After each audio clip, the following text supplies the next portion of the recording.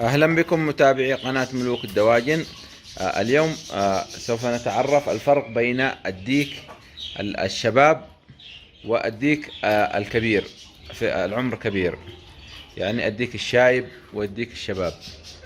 لاحظوا وركزوا معنا الفرق بين هذا الديك. لاحظوا هذا الديك، هذا الديك عمره كبير، وهذا الديك عمره شباب. لاحظوا طبعا الفرق. كيف نميز؟ اولا نميز من طريقة الحجم، من حجم الديك، وايضا من لون الديك، يعني شعر الديك يكون لامع وقصير. اما الديك الكبير نلاحظ ان الذيل يكون كبير والشعر يكون كبير ايضا. وايضا من خلال عرف الديك اللي هو هذه اللحمة او الجلدة التي فوق رأس الديك. لاحظوا هذا الديك الشباب، لاحظوا العرف كيف يكون، لون العرف اولا وحجم العرف. وايضا نلاحظ ان الديك الشباب، لاحظوا لا يوجد اصبع، هذا يسموه اصبع في الرجل. لاحظوا العكس، الفرق بين الديك ايضا. ولاحظوا من اهم العلامات هو وجود هذا الظفر.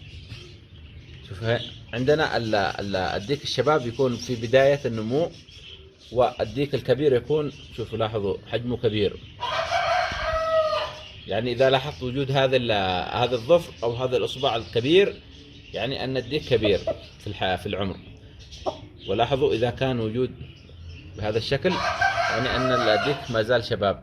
وايضا نلاحظ من ملمس الرجل نفسها. لاحظوا هذا خشن وهذا ناعم، هذا شباب وهذا كبير في العمر.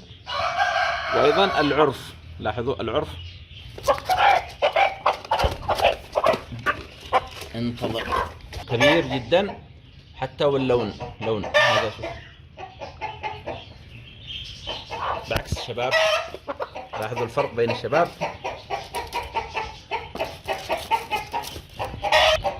لاحظوا بين الكبير في العمر، لاحظوا كبير يكون حجم كبير واللون والملمس. اما الشباب لاحظوا اللون يكون وردي، والملمس يعني لا يكون قاسي، يعني رطب. وكما تلاحظون والحجم يكون صغير. فهذه التي تدل على الفرق في العمر بين الديك الشباب والديك الكبير.